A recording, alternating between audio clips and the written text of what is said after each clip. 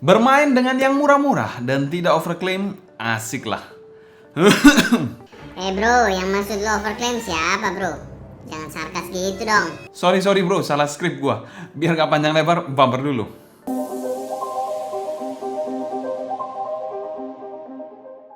Halo semua, selamat datang di channel Sound Dikti bersama dengan saya Sebastian yang seperti biasa akan sharing info dan racun mengenai dunia optional audio, baik itu audio portable ataupun desktop audio. Di video kali ini kita kedatangan salah satu in-ear monitor dari CVG dari ranah budget single dynamic driver mereka, yaitu CVG KES. Yang dari marketingnya dia memiliki spatial sound 360 derajat. Itu klaimnya juga sih. Tapi at least nggak $1.000 juga kan. Tapi apakah memang klaimnya ini benar atau tidak, nanti kita buktikan di sisi teknikalnya. Untuk kabelnya sendiri dari in-ear monitor ini sudah detachable dual pin 0,75 mm tipe C, mirip-mirip seperti kaset. Dan in-ear monitor ini dipasarkan di angka yang cukup affordable, yaitu sekitar 150 ribuan sekian. Dan ada 3 pilihan warna yang bisa kalian pilih: hitam, biru seperti ini, dan juga ada warna gold. Jadi ada 3 pilihan warna yang bisa kalian pilih. Dan kita mau thanks berat untuk CVG yang telah menjadi sponsor untuk video review kali ini. Untuk link pembelian saya taruh di kolom deskripsi di bawah, dan 100% review ini adalah opini pribadi saya. Selanjutnya kita bahas packaging dari in-ear monitor satu ini. CVG KES ini pernah kita bahas video unboxingnya di video terpisah, kalian bisa cek aja di link di atas. Dan kalau kita bilang ya packagingnya mirip-mirip seperti KZ, ya so-so aja, kelengkapannya juga esensial banget, juga boring juga untuk sensasi unboxingnya. Dan secara umum kami memberikan skor B, untung harganya murah. Kalau harganya 300 ribuan tentu akan ya beda lah intinya penilaiannya. Karena harganya 150 ribuan mungkin saya tidak terlalu banyak komplain di situ. Selanjutnya kita bahas build quality dari in-ear monitor satu ini. Untuk CVG KES ini build-nya sendiri berbahan resin transparan bagian dalamnya. Housingnya sendiri berwarna biru translucent seperti ini, jadi bisa kelihatan isi dari dalam in-ear monitornya. Jadi bisa kelihatan dynamic drivernya di sini. Dan di sini juga ada satu fan hole di dekat sini, dan ada left dan right marking di bagian belakangnya. Untuk nozzle-nya sendiri berbahan sama seperti bahan housingnya, yaitu bahan resin transparan, namun ukurannya ini agak sedikit besar. Untuk nozzle-nya ini mungkin sekitar 5 mm. Tidak terlalu panjang juga, cukup normal, dan sudah ada filternya seperti ini. Kalau kita lihat ke bagian faceplate-nya ini agak low quality bahannya, mungkin plastik ya, jadi beda dengan housingnya. Motifnya ini futuristik dengan tulisan-tulisan berwarna putih seperti ini. Jadi kalian bisa lihat di situ ada CVG, acoustic, dynamic, bla bla bla, menyerupai perisai yang berbentuk huruf Y. Untuk kabelnya sendiri sudah detachable tipe C 0,75 mm, kas-kas KZ lah. Untuk kabelnya sendiri kabel mirip-mirip kaset juga berwarna copper. Biasanya kaset kan berwarna silver, sudah ada air hook juga. Kabelnya seperti ini, single line masing-masing kiri dan kanan. Tidak terdapat chin slider, cuma terdapat splitter yang transparan dengan kabel dual line copper berwarna copper maksudnya.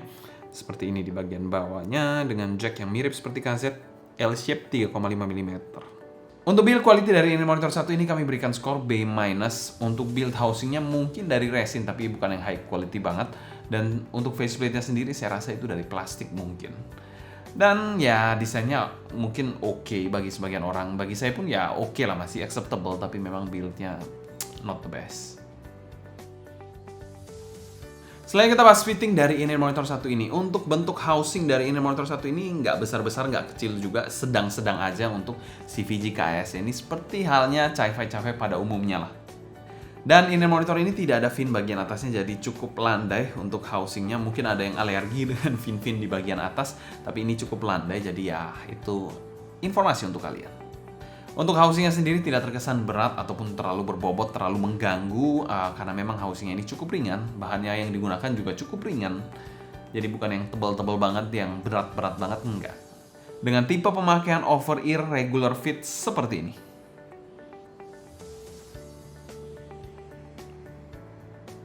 Disclaimer, di sini kita menggunakan air tips dengan size M-nya. Dimana kekedapan dan grip dari in-ear monitor satu ini cukup bagus, jadi digoyang-goyang gini pun tidak terkesan loose sama sekali. Untuk pemakaiannya pun tidak terkesan super snug yang panas, jadi menurut saya ini universal yang oke banget, yang cukup kedap, gripnya cukup bagus, tapi tidak terkesan sangat panas ataupun terlalu snug. Sebenarnya snug-snug itu juga bagus sih, untuk memberikan kekedapan yang jauh lebih baik. Tapi biasanya lebih panas aja untuk pemakaian jangka waktu yang panjang. So far sih inner monitor ini nyaman-nyaman aja sih untuk fittingnya, dan secara umum kami berikan skor A- untuk fitting dari inner monitor satu ini. Setelah kita bahas sound quality dari inner monitor satu ini memiliki arah suara yang V-shape dan ada sentuhan warmnya. Dan emphasize-nya itu lebih ke arah bass dan juga treble. Dan inner monitor ini tidak terlalu berat juga untuk di drive, jadi kalau kalian menggunakan smartphone saya rasa pun tidak terlalu bermasalah. Untuk kalian yang pengen tahu apa sih selera saya itu adalah neutral, ada sedikit sentuhan warmnya, itu yang paling saya suka. Dan disclaimer juga, semua di sini adalah bawaan, jadi tidak ada yang kita rubah-rubah. AirTips-nya bawaan, kabelnya pun bawaan. Jadi kalau kita review, biasanya kita memaksimalkan bawaan dari inner monitor open box-nya. Jadi kalau memang AirTips-nya jelek bro, harus diganti, ya kita gunain yang bawaan intinya. Jadi itu disclaimer aja untuk kalian. Mungkin diganti AirTips bisa suaranya langit bumi, atau diganti kabel suaranya langit bumi, kita nggak coba di situ, jadi semuanya bawaan. Oke, kita akan bahas dulu suaranya dari bagian bassnya. Bassnya ini agak gendut dan kesannya ini warm touch gitu. Bass ini agak terkesan kotor, impactnya biasa dengan punch yang agak dangkal menurut saya. Rumble-nya ada tapi tidak terlalu terasa gimana-gimana juga. Bassnya ini agak kurang gesit dan terkesan ngekor. Secara kuantitas sendiri inner monitor ini main di area mid bass, tapi kalau kita bilang kualitas sih so-so aja, kurang bersih dan agak lemot bassnya. Untuk bass set sendiri sih asal nggak rewel aja nggak apa-apa sih kalau kalian mengingat harganya ya. Tapi untuk selera saya sih kurang bersih dan teksturnya kayak bass angkot. Tapi memang nggak sebesar bass angkot sih. Bass angkot itu serem banget. Ya gitulah mungkin impresi saya untuk bagian bassnya. Untuk bagian midnya sendiri posisinya ini agak mundur, male vokalnya bodinya sedikit kurang tebal dengan dinamika yang kurang juga, artikulasinya biasa aja, agak lifeless dikit eksekusinya, jadi kayak terkesan kurang hidup gitu. Female-nya ini agak tebal dengan artikulasi yang oke dan sedikit ngalun, jadi tidak terkesan fatiguing untuk didengarin lama-lama. Untuk shouting-nya sih masih cukup aman. Untuk presentasi instrumennya juga sedikit malu-malu di inner monitor satu ini, jadi terkesan kurang lepas, kurang keluar gitu. Jadi highlight-nya ini lebih berfokus pada satu sumber suara. Jadi kalau track-tracknya terlalu rumit, itu dia juga keteteran sih. Nah, untuk bagian treble-nya di inner monitor satu ini dia terkesan smooth dengan kesan shring yang agak ketahan rasanya. Tidak terkesan pedas ataupun nyerang sih. Itu good side-nya dari inner monitor satu ini. Di sini detail dan ekstensinya saya bilang biasa aja atau kurang lah, masuk pada kategori kurang sih. Sibilance-nya pun cukup aman di inner monitor satu ini, jadi kalian tidak perlu takut terhadap shouty ataupun sibilance di inner monitor satu ini. Dan secara keseluruhan tonal dari KS ini kami berikan skor C+ aja. Menurut saya ini inner monitor yang so-so aja di harganya. Ya kalau kalian upgrade tambah dikit lah, kalian bisa dapat yang jauh lebih bagus dari ini sih. Setelah kita bahas teknikalitas dari inner monitor satu ini, presentasi dari inner monitor satu ini adalah presentasi yang bisa dikategorikan cukup adem dan agak ngalun suaranya. Untuk timbernya sendiri mungkin inner monitor ini saya tidak terlalu banyak komplain, tapi kalau saya harus nitpicking mungkin treble-nya ini agak terlalu halus sedikit menurut selera saya. Untuk soundstage-nya sendiri dari inner monitor satu ini tidak terkesan terlalu lebar banget. Depth-nya pun menurut saya agak sedikit kurang, jadi terkesan 2D. Selain itu tingginya lumayan. Nah, tinggi di inner monitor ini bisa dikategorikan di atas rata-rata harganya. Tapi tetap saja ya, depth dan juga lebarnya nggak terlalu bagus, jadi terkesan kayak di lorong yang 2D aja jadi presentasinya. Jadi kayak di lorong gitu sih. Ya mungkin ada yang suka, mungkin ada yang nggak suka. Kalau saya sih nggak suka. Untuk detailnya dari inner monitor satu ini so-so aja. Begitu kena lagu yang tracknya rumit atau tracknya rame, tracknya sibuk, itu agak sedikit melempem. Untuk clarity atau kejelasan nadanya dari inner monitor satu ini pun so-so aja. Ya mungkin kalau kita bilang proporsi dari attack-nya mungkin agak sedikit kurang oke sih dari inner monitor satu ini. Jadi tidak well defined dari nada-nadanya.